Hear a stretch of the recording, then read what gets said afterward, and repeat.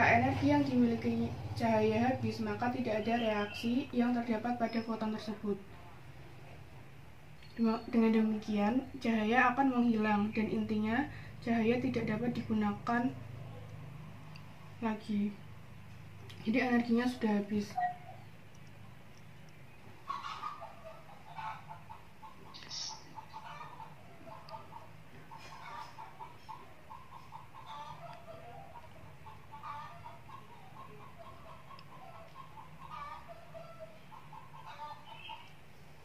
Namun cahaya itu dapat disimpan sebagai padatan atau gas, jadi kayak materi gitu, semacam atom, sehingga semua informasi tentang sifat-sifat cahaya dapat dipertahankan. Sederhananya itu seperti cahaya merekam, seperti cara musik ditangkap pada pita magnetik.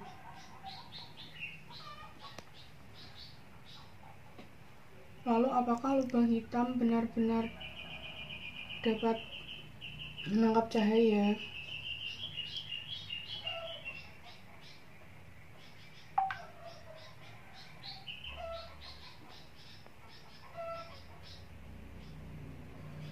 Lubang hitam dapat menangkap cahaya karena tekanan yang sangat rendah.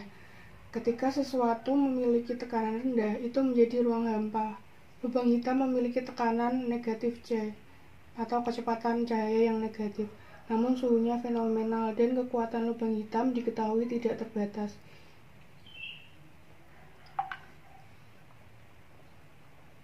Lubang hitam memiliki massa yang tidak diketahui karena cahaya memiliki massa 0. Benda bermassa tidak dapat menarik 0 massa. Ada kekuatan lain yang melakukannya, mungkin energi negatif atau energi gelap. Lubang hitam penuh dengan energi negatif, kebalikan dari gravitasi. Atau bisa juga disebut gravitasi negatif. Gravitasi di bumi menarik banyak hal ke bawah. Gravitasi negatif menyedot barang masuk. Gravitasi negatif adalah efek sebaliknya. Saya percaya lubang hitam memiliki energi massa dan energi negatif.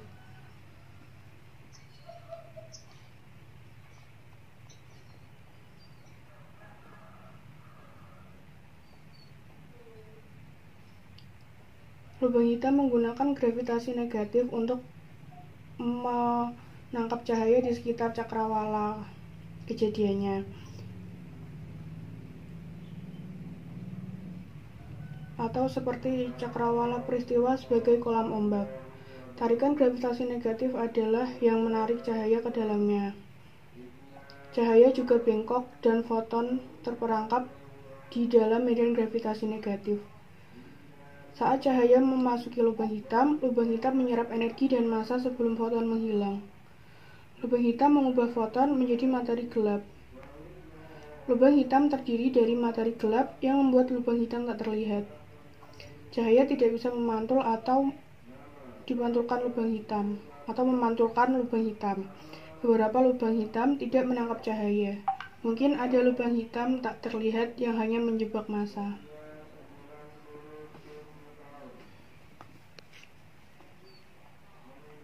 Demikian jawaban dari pertanyaan Faiz.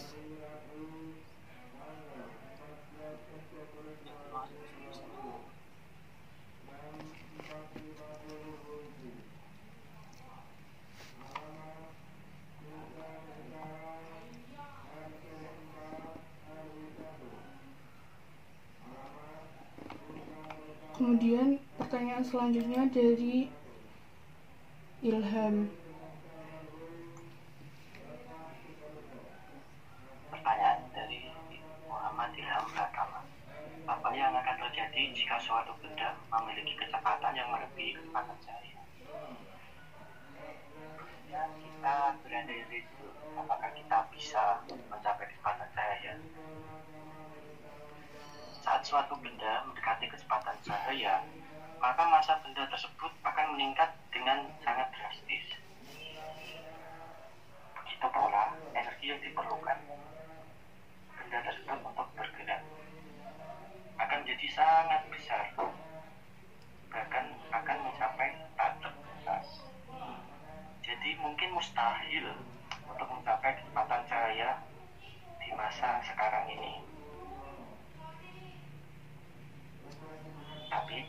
jika kita punya teknologi untuk berjalan secepat cahaya, kita akan mengalami yaitu dilatasi waktu. Karena waktu akan menjadi lebih singkat bagi kita yang bergerak dengan kecepatan cahaya. Dan itu mungkin akan merasakan efek Doppler yang ekstrim, yaitu di mana cahaya datang arah depan kita itu akan menjadi cahaya biru. Kemudian cahaya yang berada di belakang kita akan menjadi cahaya merah. Selain itu juga ada teori bahwa jika kita dapat lebih kecepatan cahaya, kita akan dapat kembali waktu sebelumnya. Tapi itu hanya teori saja, belum ada pembuktiannya. Sekian dari pertanyaan Muhammad Ilham Pratama. Ada tanggapan?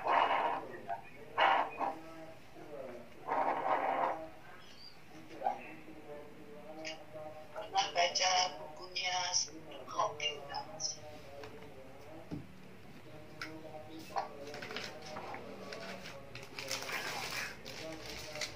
Belum. Tapi kalau baca itu lebih gampang lagi dijelaskan ya. Karena memang untuk materi cahaya ini luar biasa sekali ya. Kalau yang dulu orang tua kita menganggap bahwa atau berasumsi bahwa manakala teman-teman belum mengalami belum apa namanya ini semester 1 atau semester 3 nya? 3.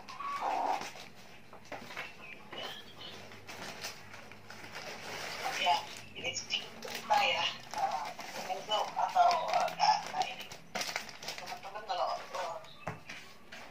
ketika jauh dari orang tua, ketika teman-teman sakit itu orang tua ada merasakan sedikit apa namanya semacam rasa nggak enak, ini mesti ada apa-apa sama anak gitu ya. Itu bisa kita analogikan begini. Jadi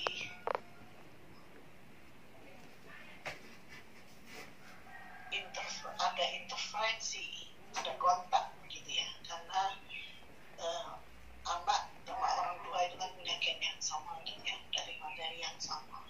Jadi ada semacam, kalau yang dulu dikatakan itu hanya perasaan saja, tapi sebenarnya kalau kita sudah sampai ke teori gelombang, nah sebenarnya yang dipancarkan itu ya, kalau kita dulu pernah belajar energi tidak dapat diciptakan dan dimusnahkan, yang ada adalah transfer energi gitu ya. Nah, makanya ketika kita akan belajar, ketika kita nanti belajar fisika modern, di situ fenomenanya akan sangat menarik karena kita belajar seolah-olah kita berada di jembatan yang menghubungkan antara teori gelombang dan teori materi, mekanika gelombang dan mekanika gelombang atau mekanika kuantum dan mekanika klasik ya. Kalau di fisika itu ya, yang namanya mekanika klasik itu bukan berarti dia kuno gitu ya. Terus berarti yang mekanika gelombang itu yang modern gitu ya, tidak begitu, karena semua dalil-dalilnya, semua statementnya, semua postulat-postulatnya itu berlaku pada kawasan yang berbeda. Yang membedakan, yang satu adalah dengan mikroskopik yang bisa kita ukur ya, yang di dalam laboratorium kita bisa melakukan eksperimen, sedangkan maksudnya eksperimennya bisa dilakukan pengukuran secara langsung gitu ya, yang skala makroskopik. Sedangkan kalau kita sudah berbicara tentang skala mikroskopik, atau itu berkaitan dengan fungsi gelombang, ya, mekanika gelombang yang kita gunakan, logikanya sudah tidak, logika klasik sudah tidak cocok lagi, karena sudah di mana secara filosofi logika kuantum itu preposisi dan kesimpulannya itu beda ya dengan logika klasik. Itu secara logika saja, secara filosofisnya. Namun ini adalah benar ya tadi yang dikatakan di jawaban yang pertama itu sudah mewakili semuanya ya, sudah mewakili semuanya. Hanya saja di sini kita tahu bahwa energi yang dibawa gelombang Anda itu tidak lain dan tidak bukan karena dia bergerak dengan kecepatan tinggi gitu ya. Nah ini kalau tadi di penjelasannya semakin jadi dan mekanismenya karena kita melihat cahaya sebagai gelombang sifat partikelnya itu tidak tampak, tapi yang bisa kita amati seperti tadi yang dijelaskan dengan menggunakan pendekatan ya, ada materi, ada gelombang, kemudian diinteraksikan.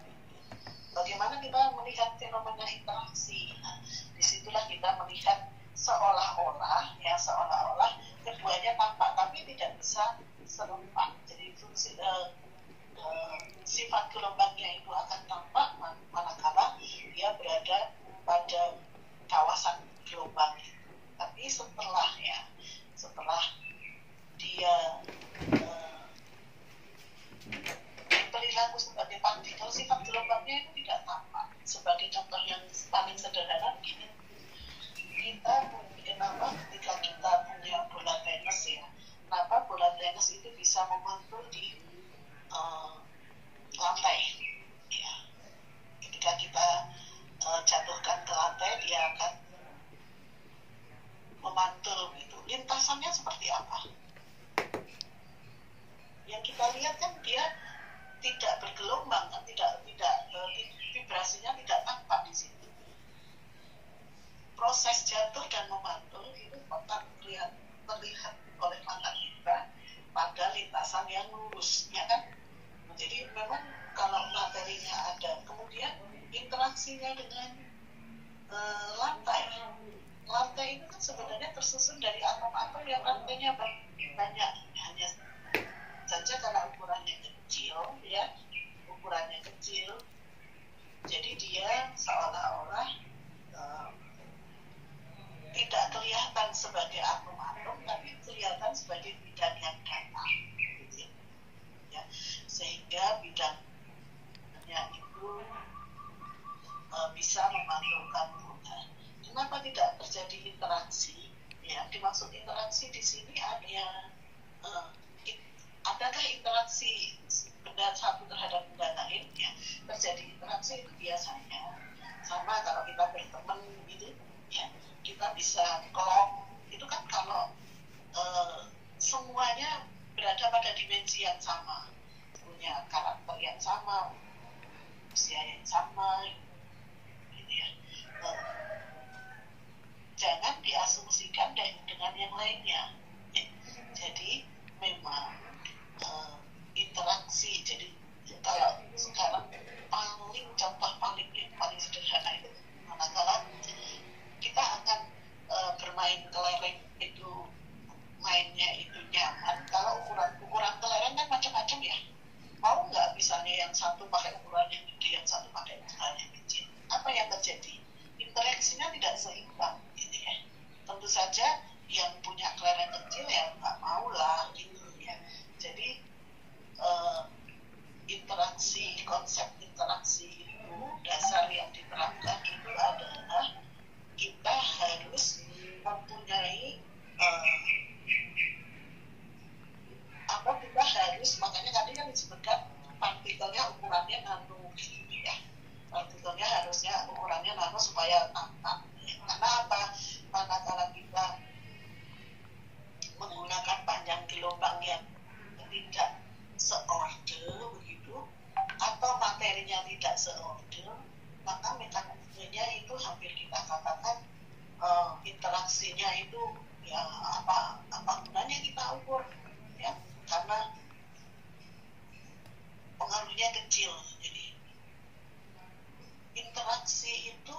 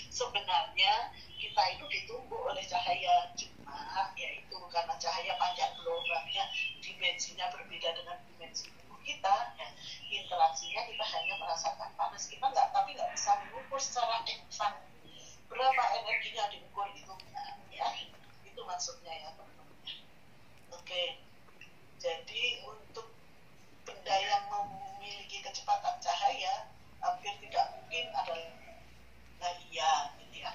Dan yakin Mas Ilham ya, harus yakin kalau benda punya kecepatan cahaya masanya tidak akan tampak.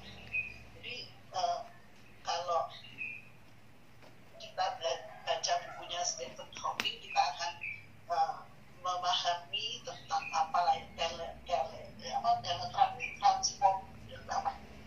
teletransportasi apa itu istilahnya ya, yang seperti itulah ya.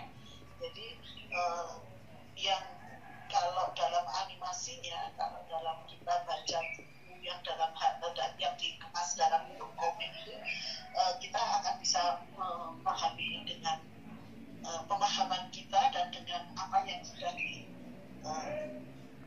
dianimasikan oleh Stephen Hawking. Bagus itu sebenarnya, tapi setidaknya itu menambah wawasan kita.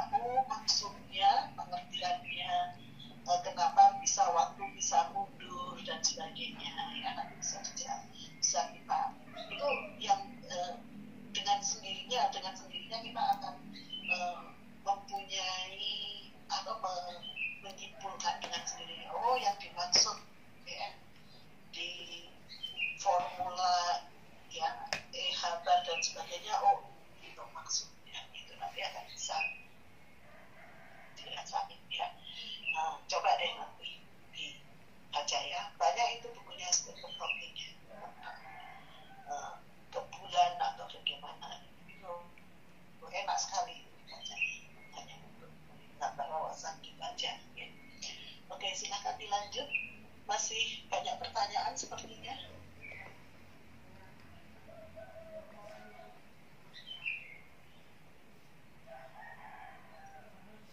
Selanjutnya pertanyaan dari Mas Fahri Juanda. Cahaya tadi disebutkan sebagai gelombang dan partikel. Apakah sama gelombangnya dengan gelombang bumi? Apabila berbeda, manakah yang lebih besar kecepatan rambatnya? Jadi gelombang cahaya dan gelombang bumi ini merupakan gelombang yang berbeda. Karena berbeda pasti kayak perbedaan ya. Apa perbedaannya? Jadi yang pertama, gelombang bumi merupakan gelombang longitudinal karena arah rambatnya sejajar terhadap arah getarannya, sedangkan gelombang cahaya merupakan gelombang transversal.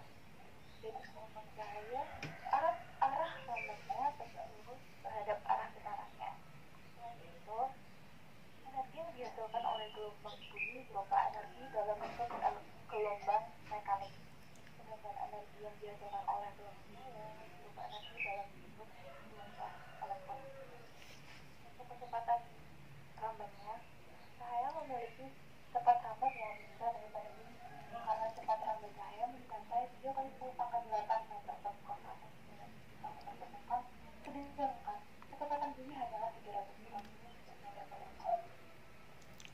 Dari saya, bagaimana Mas Fahri?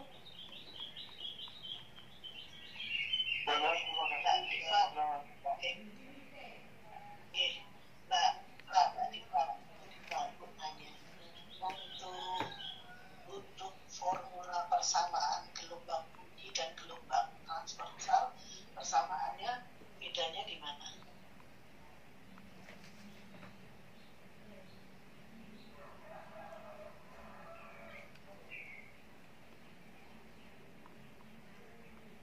Kita kan punya ya fenomena alam, kemudian diformulasikan secara matematik untuk menggambarkan prosesnya ya.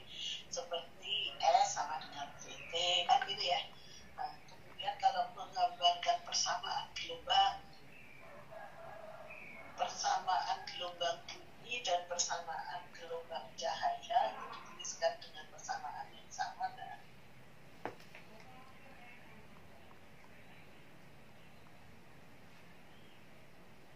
Belum ini ya, oke. Ya, untuk saat ini jawabannya sih sudah belajar gelombang belum ya? Sudah dapat gelombangnya belum? Semester ini Bu. Semester ini. Iya, semester ini sudah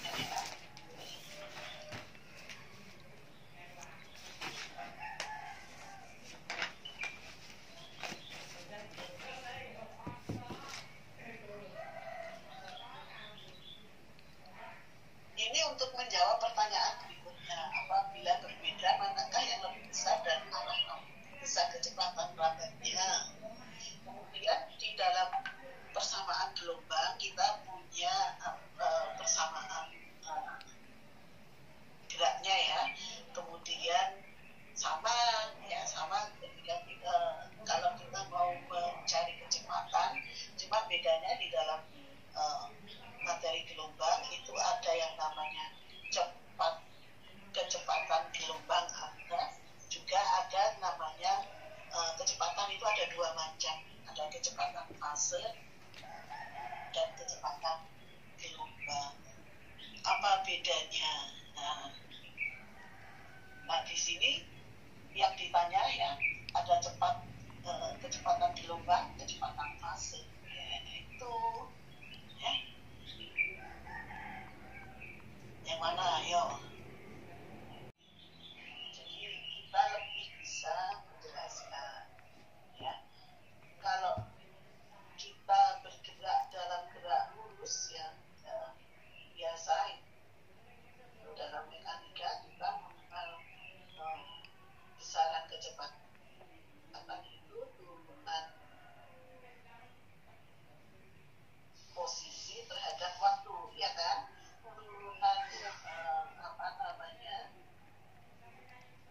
itu adalah kecepatan. Nah ini yang dimaksud kecepatan lambat itu, kalau di dalam gelombang kita mengenal dua kecepatan. Ya, coba dijelaskan dari situ sehingga